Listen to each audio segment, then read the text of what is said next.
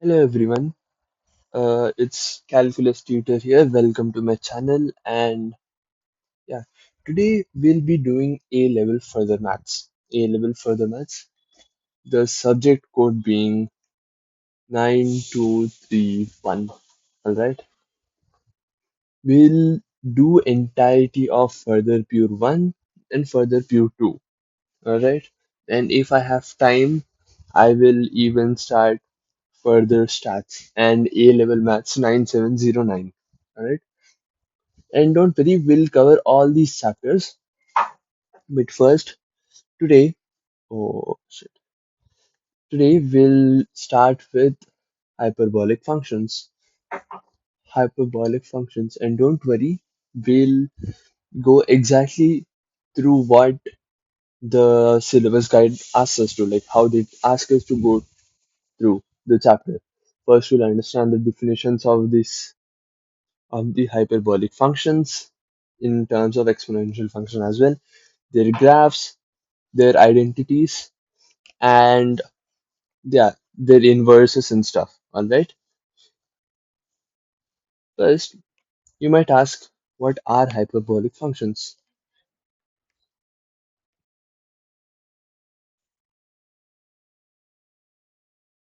Hmm.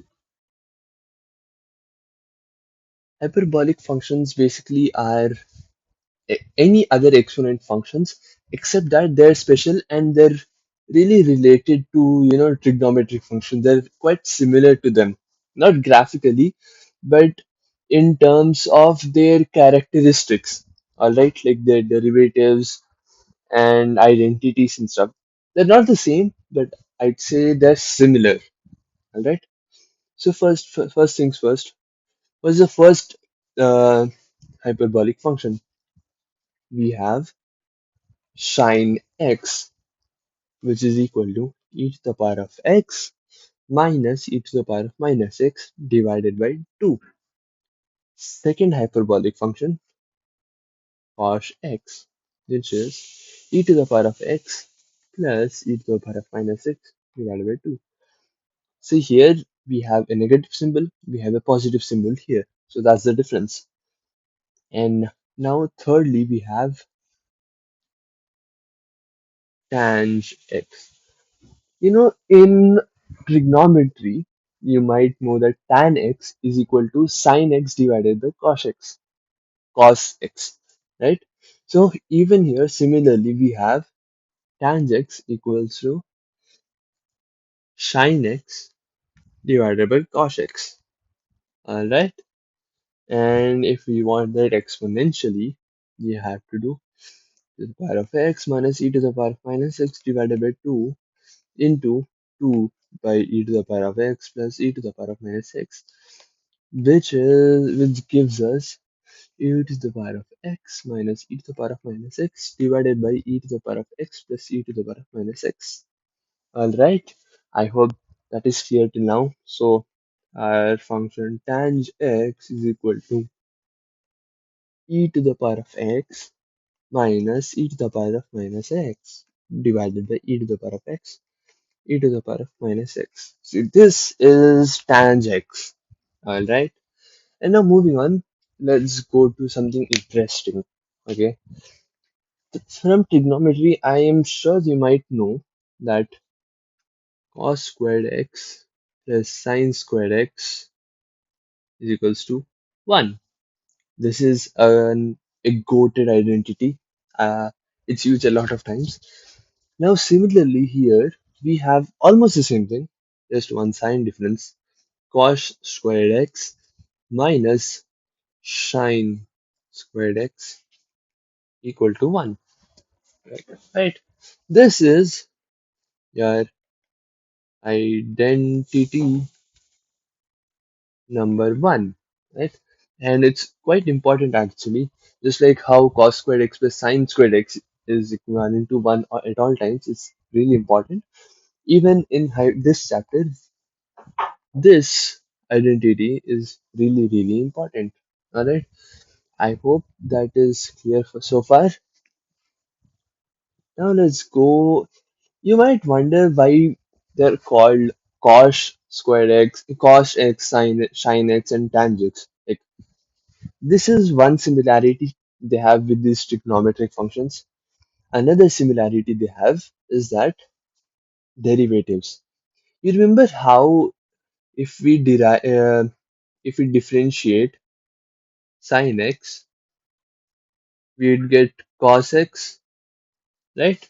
Similarly, here as well, if we differentiate sin x, we'd get cos x. Alright? And in trigonometry, if we differentiate the cos x, we'll get minus sin x. Similarly, here, if we differentiate cos x, we'll get sin x. We'll, there's no negative symbol here. That's why they're similar. They're not the same, but they're similar. Alright? And right, that's that so far. And let's move on to the graphs. Alright? Ah, graph of y is equals to cos x. Okay? First things first, bro. This is a y-axis, x-axis. Alright? And this is 1. The graph of y is equals to cos x is like a parabola. Alright? It it's not exactly a perfect parabola, but it is almost similar. Alright? And it does not have any real roots. Okay? So I'll write down the important points here. It has one stationary point, which is here at the point 0, 1. It has one y-intercept at y is equals to 1. Like here, again, the same thing. And it does not have any real roots, right? So we can never say that cos x is never 0. It's never 0. It's always cos x is always greater than or equal to 1. So this is something really important, and I hope you understand the urgency of this. This is really important. You should never forget this because at a lot of times they trick you a lot with these type of questions. All right. So that's that. Now let's move on to y is equals to sin x. Y is equals to sin x. All right. We have a graph here.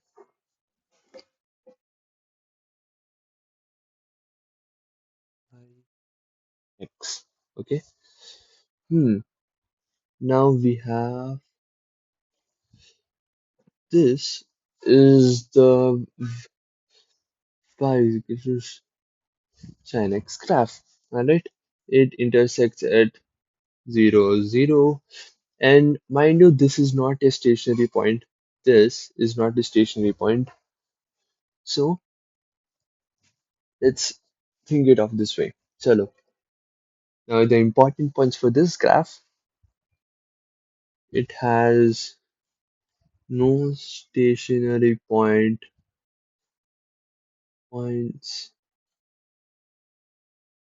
It does not have, and there's a good reason why there are no stationary points for this. If we see mathematically, the d by dx or sin x is cos x, and for a graph to have a stationary point, its first derivative should be equal to 0. And we all know that cos x is never ever equal to 0, right? See, this is why sin x does not have a stationary point. And then we have only one y and x intercept, which is here like 0, 0, 0, comma 0. That is that for a graph of sin x, and we move to tanh x. All right, we have y is equals to tanh x.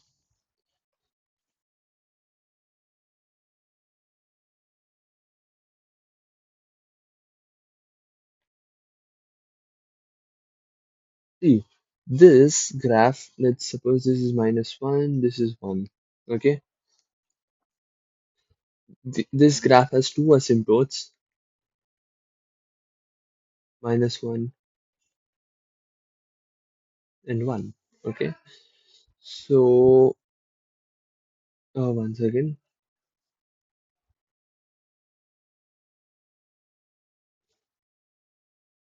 You can say that this graph is almost the same as the shine graph, except that it's a bit more, what do we say, narrower and a bit more smaller. All right, it has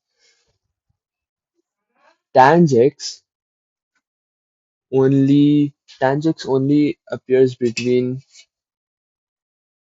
one, one second, -1 and 1, right? This is the range of tangents. Now let's go to uh, important points, right? First things first, tangents also does not have any stationary points. Points. This is not a stationary point. It has two horizontal asymptotes. It has, which is y is equals to 1, y is equals to -1. And it has 0, 0 is the y and x intercept, right? So that this for tangents. All right. Now we go to, and okay, we even have graphs for their inverse functions. Now what are, no, sorry, not inverse functions. I'll tell you.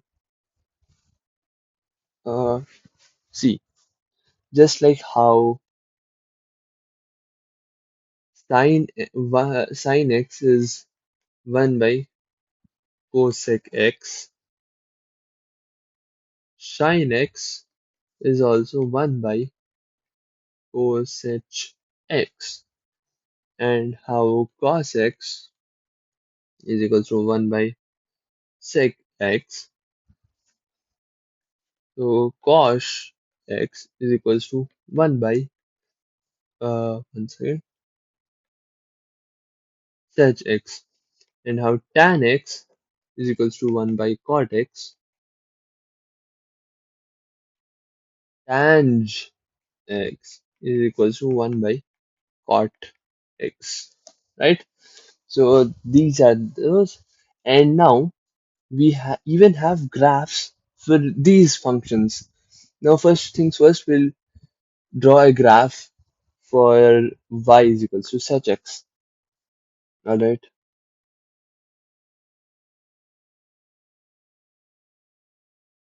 Let's suppose this is 1. It has,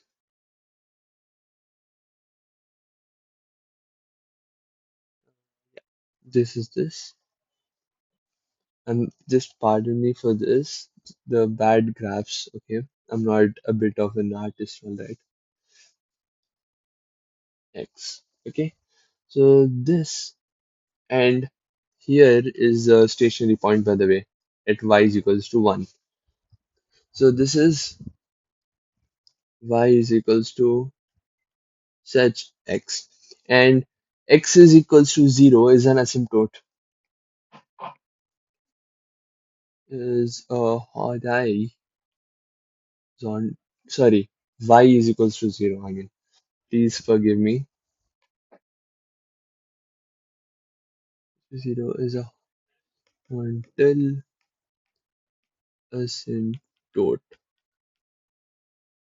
Okay, that's a graph for y equals to such x.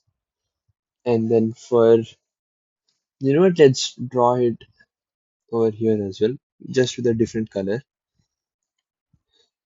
Okay, fine. For y is equals to cosec x, a function, you can have something like this, alright?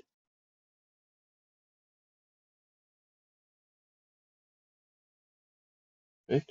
This is for y is equals to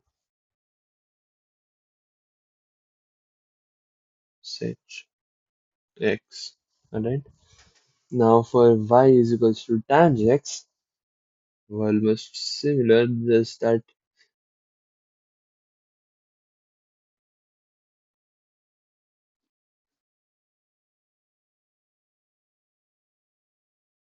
right? That is, and mind you, this the y is equals to 1 and minus 1 is also an asymptote for y is equals to cot x, alright? And here again for y is equals to cosec x, x is 0, at x is the vertical line, x is 0, and the horizontal line y is equals to 0. Both are asymptotes,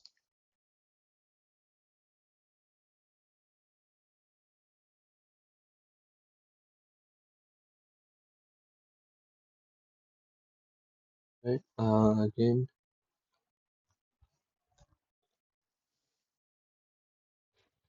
hmm, for this, the asymptotes are, it's x is equals to 0, y is equals to 1, y is equals to minus 1,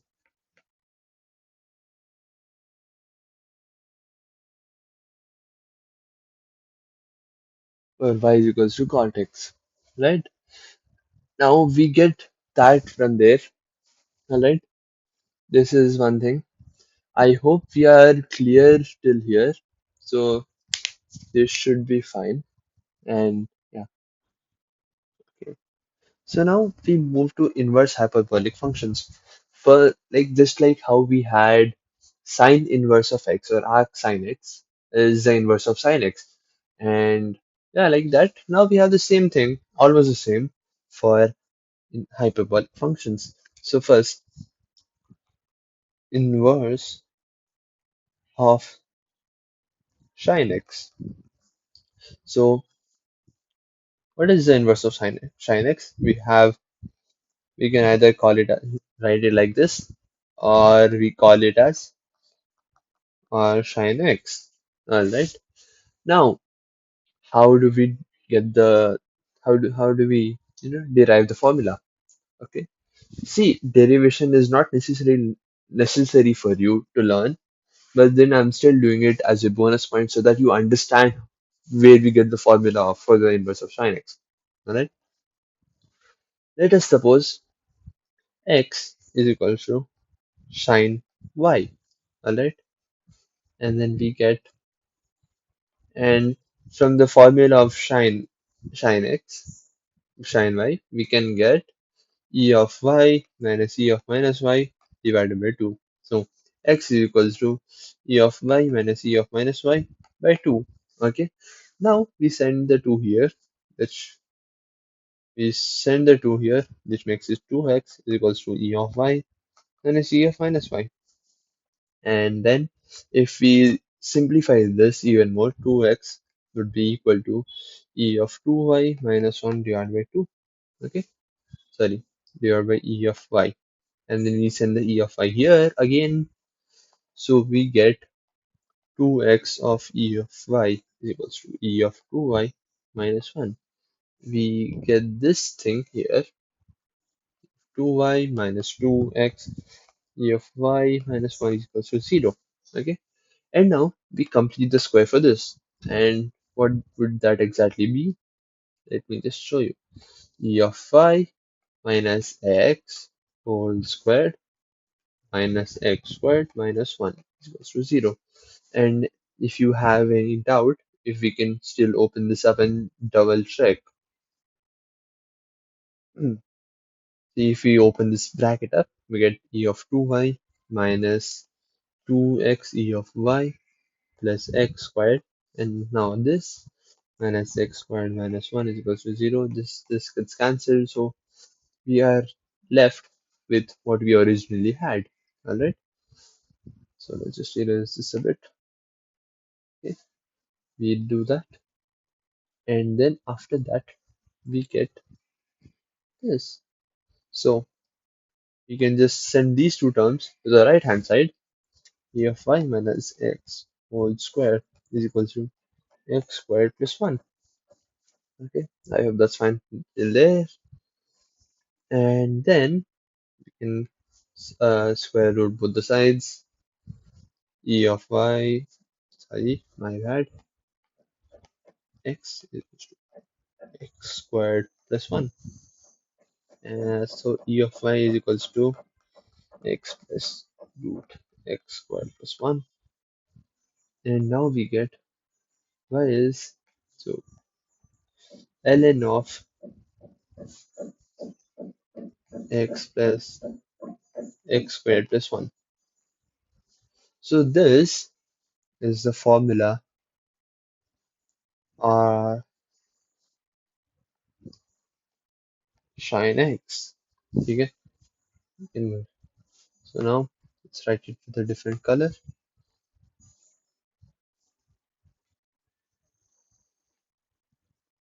X is nothing but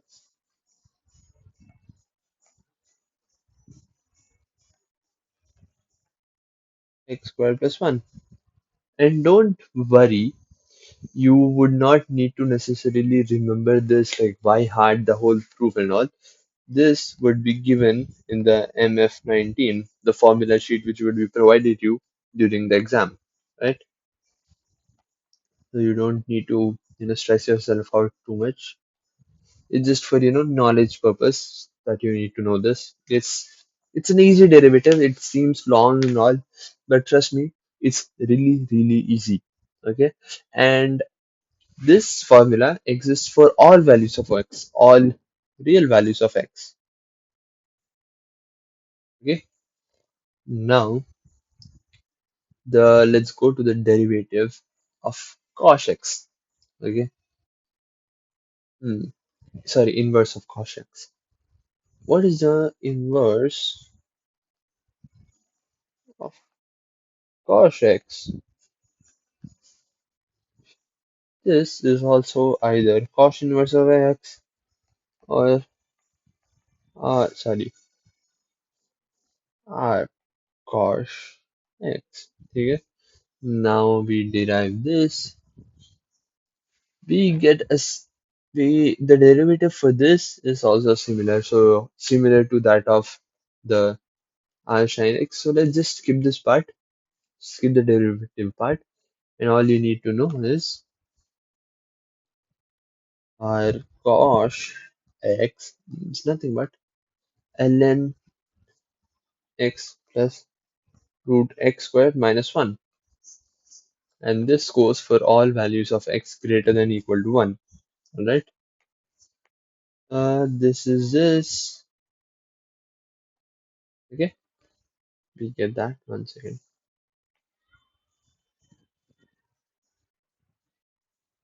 Hmm. Now let's move to the inverse of tang x. Hmm. And also 1 minute. See, if there sometimes there might be two solutions for our cos x, all right, and the functions give the positive answer. The other solution is just negative, all right. If we use the function in the calculator, you only get the positive answer. Okay. There is also a negative answer for that. And why is that so? Because see, the graph is a parabola. Alright, the graph is a parabola. If we in the calculator, if we input the value of 5 here, the function will just give this first x value. Okay, let's suppose the first x value is 1. Okay, there will be another solution which would be just the inverse of this, like it's -1. Okay, it's like that. If you get an answer of 2, sorry, 0.5, you can also add minus 0.5. It's like that. Okay, we get one answer if we just input it in the calculator, but usually we have two solutions apart from one point, which is 0 comma 1. Sorry, huh. If you input 1, the answer will always be 0 in r cos x. Okay, so that is the inverse of cos x.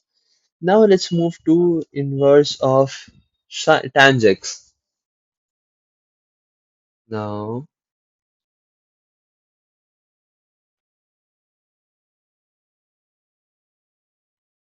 tang x. So we have it's either tan inverse of x or r tang x. Okay, so that's that, and the formula for this, and it's also similar to that. All right. So the formula for this one would be the derivative is similar. That's why I'm not doing it. 1 by 2 ln 1 plus x divided by 1 minus x. And here the x would be less than 1.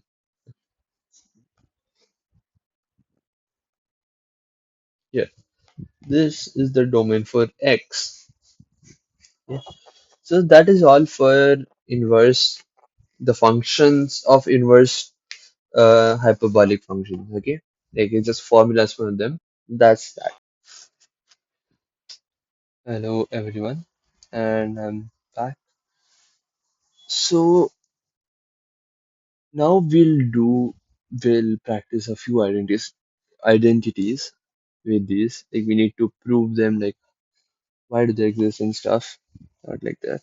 We'll just prove a few identities and you'll get to know why these hyperbolic functions are really similar to trigonometric functions.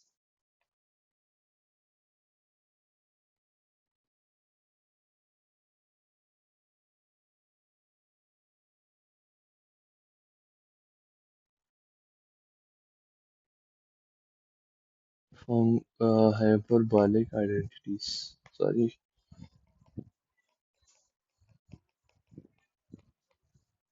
So now we have our first identity.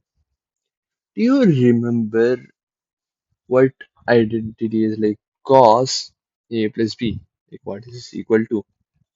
It is nothing but cos A cos B minus sin A sin B.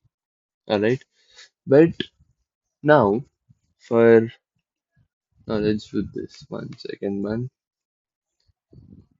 Cos of A plus B is nothing but cos cos A cos B plus sin A sin B. Alright. And now we'll prove this. Okay. Let us suppose the right hand side is, let's write it in exponential form. Alright. E of A plus E of minus A divided by 2 into cos B, which is E of B plus E of minus B divided by 2. This whole thing will be added to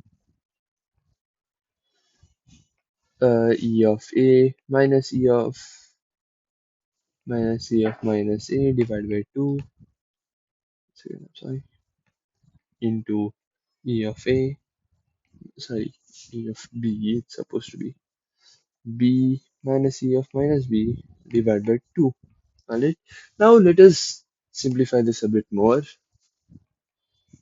Mhm. If we get E of AB, alright, A of AB, sorry, A plus B, I mean A plus B, the plus E of A minus B plus E of B minus A, the plus E of minus of A plus B. Okay? This whole thing divided by 4, and the whole thing now, if we add this, now we expand these brackets. E of A plus B minus E of uh, A minus B minus E of B minus A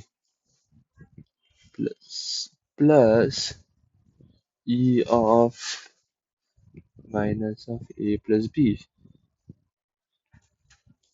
The whole thing divided by 4. Okay. Now see, these two are like fractions, so we can directly subtract and add them. Now we have four like terms which are this. They get cancelled. Okay. And now after this, what do we get? If we simplify it more, we get 2 of E or 2 into E of A plus B plus 2 into minus of this B by 4. And now if we simplify this even more, 2 into E of A plus B plus E of minus A plus B by 4, we just get this. This is nothing but E of A plus B plus E of minus of A plus B by 2, which is nothing but cos of A plus B, right? That was that seemed a bit hard, but trust me, it is really simple. Okay, we got that. This is our first identity. Our identity one. This is the first one we proved so far. Okay, and now if you want, let us prove the second identity. We discussed an identity earlier, which was cos squared A minus sine squared A is equals to 1. And how do we do that? Now let's move. Let's expand this. Let's write it in exponential form. Alright, exponential form. E of x minus E of, sorry, E of A minus A plus E of minus A by 2 whole squared minus of E of A minus E of minus A by 2 whole squared. And if we expand it, we get E of 2A plus 2 plus E of minus 2A by 4 plus, sorry, minus, let's E of 2A minus 2 plus E of minus 2A by 4. Now if we expand it more, we cut these off, and then we get 2 minus minus 2 is 4, 4 by 4 is 1. Thus, we get this 1. Identity 2 is proved. We proved the second identity. Quite amazing, isn't it? Now we have one more identity. It's the last one. Don't worry and see. No matter what they throw on you, you need to be able to prove it. The first step is simply to write it in exponential form. Do not take the face value of this. When I told it's similar to trigonometry, do not just use the trigonometric identities here. Alright? So we have these, see, it they might look similar, but they are not. Okay, they have a few differences, and these minor differences actually decide a lot. Okay, they can they are worth your marks. Okay, don't do these silly mistakes. Okay, and the third and final identity that we will be discussing, it is the last but not the least. Okay, cos of 2a is equals to 1 plus 2 sine squared a. Okay, sorry, equivalent symbol. Okay, here now, if we do this, see, we know that cos of 2a is also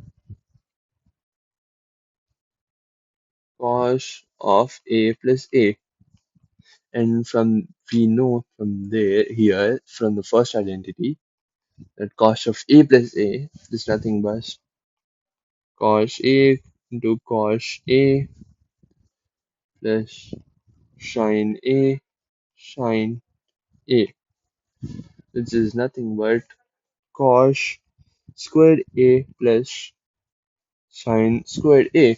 And from identity 2, we know that cos squared a minus sine squared a is equals to 1. Okay, we can substitute, we can get cos sine squared a there. Cos a is equals to 1 plus sine squared a. Okay, now we can use this identity for cos squared a here and substitute it. 1 plus sine squared a plus sine squared a, which is 1 plus 2 sine squared a. Okay, thus we have cos of 2a also equal to 1 plus 2 sine squared a. This is identity number 3. Okay, this is here. So these are the identities that we discussed, and quite the working might seem quite horrific and humongous, but trust me, it's really easy once you get the hold of it. Practice is the key. You need to practice with these identities. Okay, so there is this one more rule. The rule of the name is Osborne's rule. All right.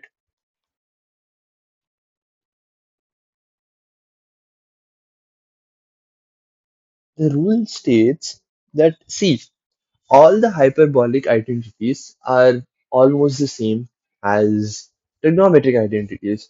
Just that whenever you see a sine squared x, you change the sign. Like you change the sign of the sine squared x variable. Example, we know that cos 2x is equals to cos squared x minus sine squared x. Right? However, cos squared, sorry, uh, cos 2x is cos squared x plus sine squared x. Okay, and then this is first one.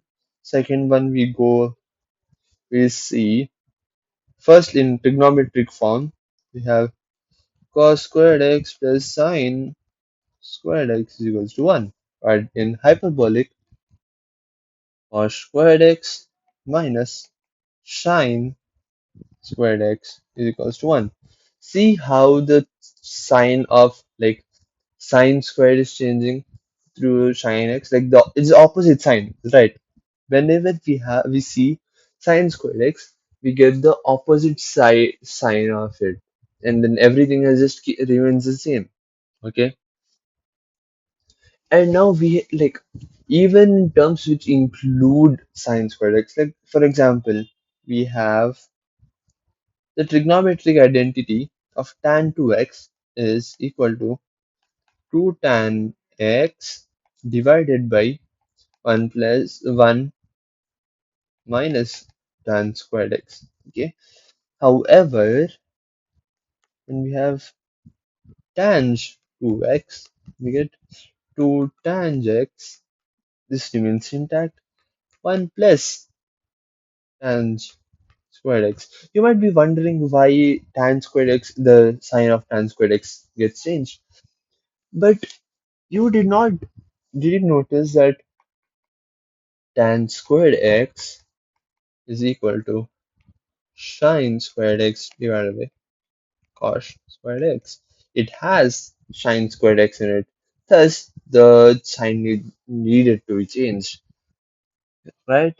So that is what we do. That is the Osborn's rule. This the side of the sign of sine squared x changes. Like all the trigonometric identities are the same. It's just that the sign of sine squared x changes. It's different to what the sign of sine squared x. Okay, that's one thing. That is Osborn's rule, and that is very simple. You just need to change before converting a trigonometric identity to hyperbolic identity. You just need to change the sign of sine squared x to minus. Yeah, just change the sign. That's all. If it's minus, you change it to plus.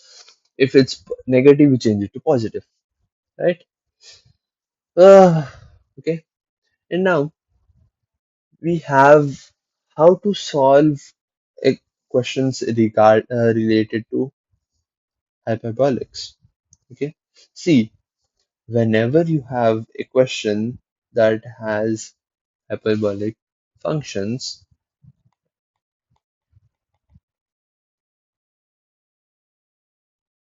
hyperbolic functions, you have two ways. Right?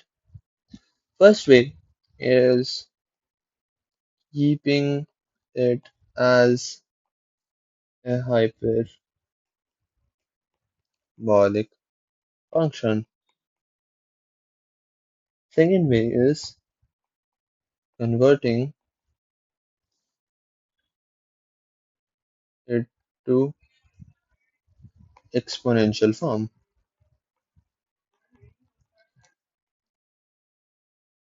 Is true. And you must know when do we convert it to exponential and when do we not. Like it's totally based on the type of question. Like suppose for a question, let's see. Let me give you a question. Solve 5 cos x minus cos 2x equals to 3. Okay,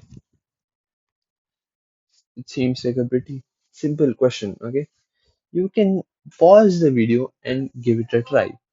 Okay, now I'll solve it.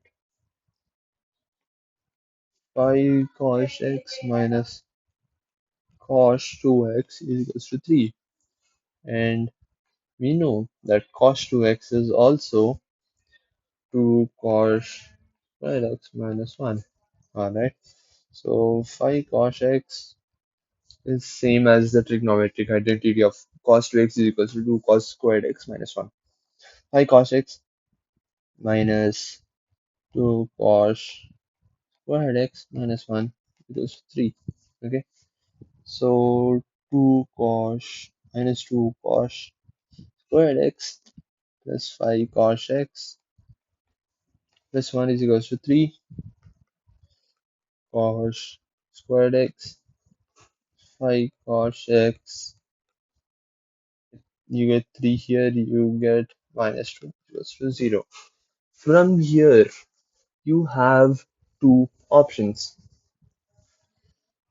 Either you convert cos x into exponential form and then go on to solve it via logarithms, or you use a quadratic formula, and you simplify it and then get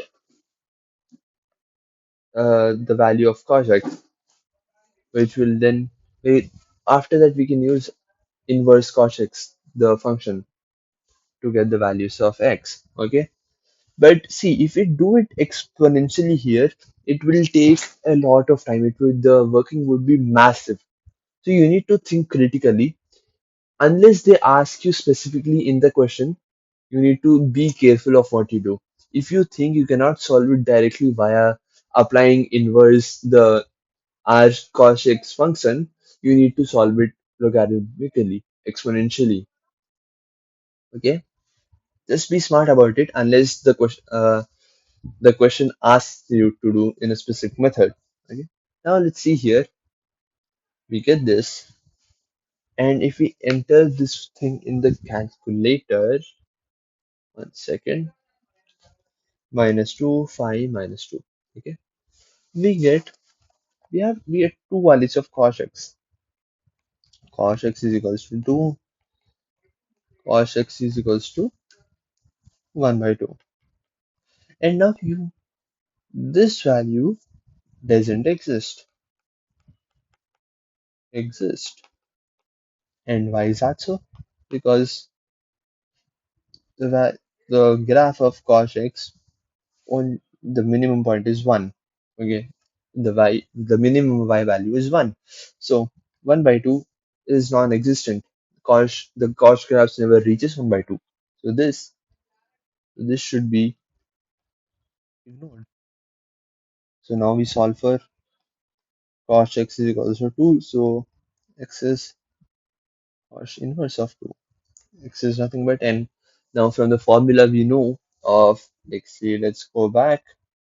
Let's go. See, this is the formula, right? ln ln 2 plus root 3. Okay, so this is that. And if you remember, I told you that when we use our cosh, we get only one answer. There are two answers, the positive and negative of the same number, right? See, if we have to here, this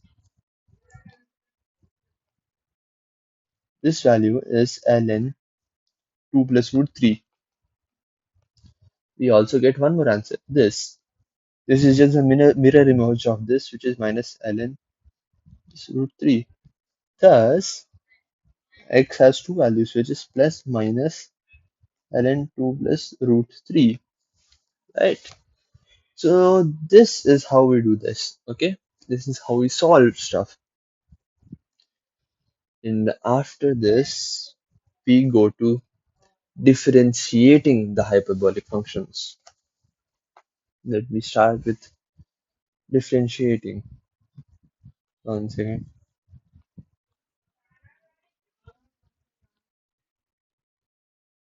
Differentiate. Okay, so now we'll be differentiating, or maybe and integrating these functions. Let's choose a color. Let's choose pink. So, differentiating and integrating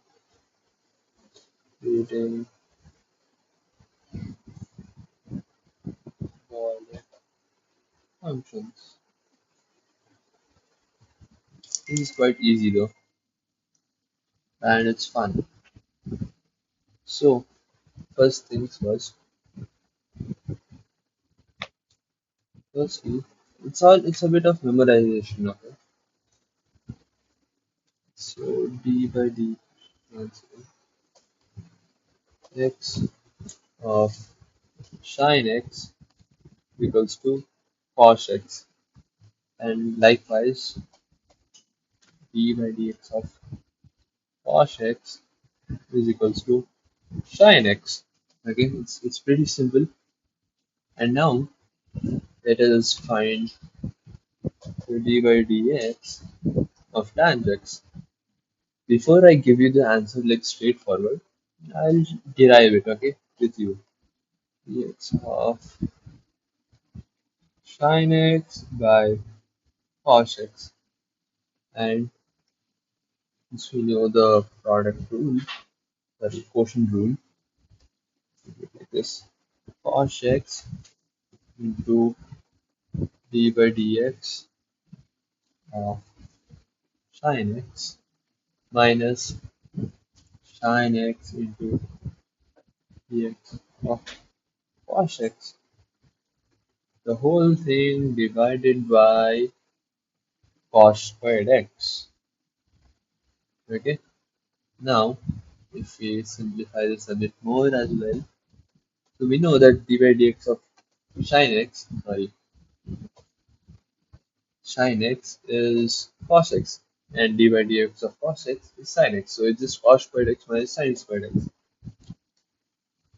That's gonna sorry, cos squared x minus sin squared x divided by, I'm sorry, divided by cos squared x. And from the identity, we do know that cos squared x minus sin squared x is equals to 1.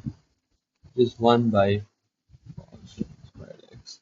Is nothing but sec squared x. Thus, dy by dx of tan x is equals to sec squared x. Okay, so this is it. This was really simple. And now we will move to differentiating their inverse functions. Okay,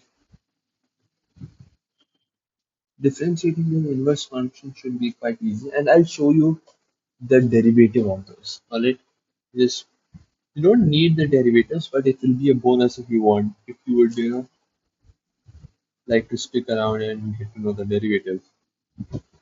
R sin x. Okay, first let's suppose we have y is equals to r sin x. Okay, so if we shine both the sides, we get sin y is equals to x. Now, if we differentiate both the sides, we get d by dx of sin y into d by dy is equals to, and d by dx of x, which is just 1. Okay. Now, d by dy of sin y is nothing but cos y, which is 1. Thus, d by dx is 1 by cos I, which is nothing but 1 by uh wait 1 second, let me cos y. So we can write cos y as square root of 1 plus sine squared y. This we can write because that is, see it, I'll show you. Cos squared y minus sine squared y is equals to 1. So cos squared y is equals to 1 plus sine squared y. And cos y would be root of 1 plus sine squared phi, right? So this is where I'm getting this denominator from. Okay. So after this, and now since we know that sine y is equals to x, we can write this as 1 by root 1 plus x squared, right? So that's it for, we get that for dy by dx of r sine x, which is 1 by 1 plus x squared. Okay, that's it. And now we'll move to the other one, which is d by dx of our cos x. Okay? And again, we'll do the same thing first. Firstly, y is equals to r cos x. So x is equal to cos y.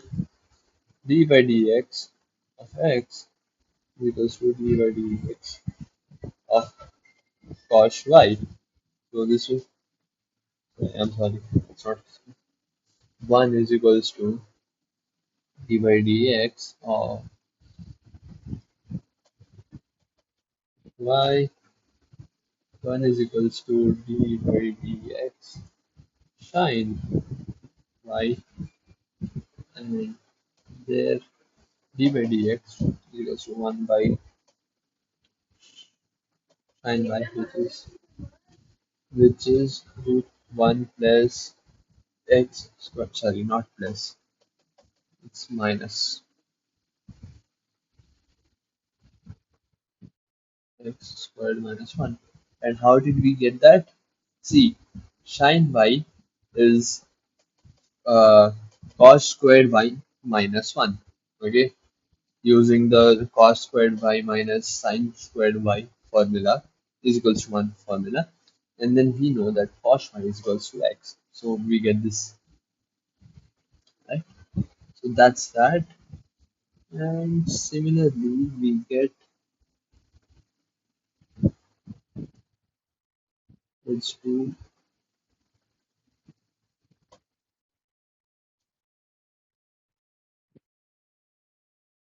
h2 r tan x d by dx. Okay, d by dx of r tan x. Okay, y is equals to r tan x, x is equals to tan y. Okay, from there, now we know d by dx x is equals to d by dx of tan y with d by dy. Right? Now, after that, we just know that this is 1 and then this is d by dx of such squared y. Next, we have just get that uh, d by dx is equals to 1 by such squared y. Okay, and now we know that such squared y is equals to tan squared y minus 1. Okay, this is, sorry, ulta, the opposite. 1 minus tan squared y. Okay, so this is what we know. Thus, this is by 1 minus tan squared y. This is nothing but 1 by 1 minus x squared. You know, that is simple because we know that x, you know from here that x is tan y. Right, we get that? Thus, d by dx of r tan x equals to 1 by 1 minus x squared. Okay, this is for the differentiation part, and I'll just write it down so you can note it down too. D by dx of r sin x divided is, what was that, 1 by 1 plus x squared.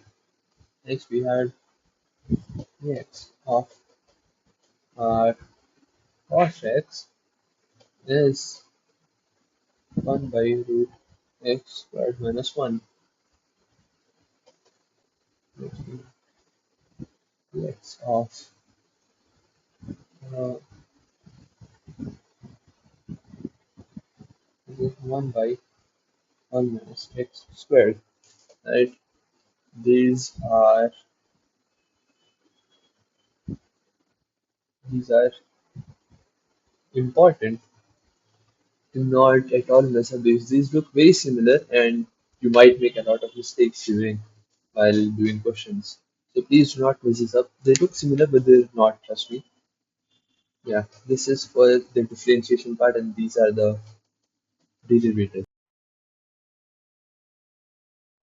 Okay, so now, lastly, we will do the integration part. Okay, integration is really easy. You don't need to do anything. You just need to remember this. Okay, f of x and integral of f of x. Sorry, I'm a bit bad. Okay, so if f of x is cos x, the integral would be sin x. If it's sin x, the integral would be cos x. If it's sec squared x, here will be tan x. If it's 1 by root x squared plus a, the integral would be r sin x by a. If the thing is 1 by x squared minus a squared, the sorry, here also it is a squared. Okay, it would be r cos x by a. Okay, and then if the integral is a by a minus x squared, the thing would be tanh x by a. Yeah, so that this is simple. I hope the chapter was fine, was understandable. It's a really simple chapter, but then the thing is, it might seem simple here. If you do not practice question, then straight up go attempt exam style questions, and without much practice, you will definitely fall. Because see, the chapter itself is simple, but the way they give you the questions are hard as hell, right? It does not, it's not too easy, but it is doable. All right. So yeah, I hope this chapter was understandable. I will give this notes, the notes I just made, and one more a bit more organized version of the same notes. I'll drop the links in the description for the Google Drive. Thank you. I hope it was understandable and it was helpful. All right.